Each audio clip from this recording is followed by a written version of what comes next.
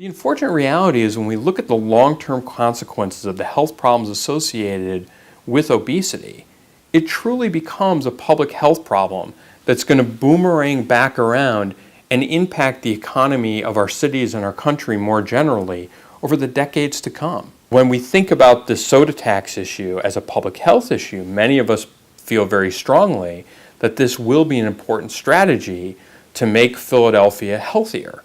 And so the idea would be that you would have people at least give them the opportunity to think twice. And I think that's one of the issues that people are kind of missing in this whole debate, which is we're not taking, the proposal isn't taking these beverages away.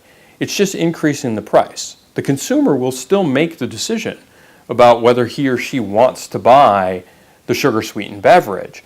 But if nothing else, it might give them an opportunity to pause and think that not only is that beverage now more expensive, it may not be the healthiest thing for them.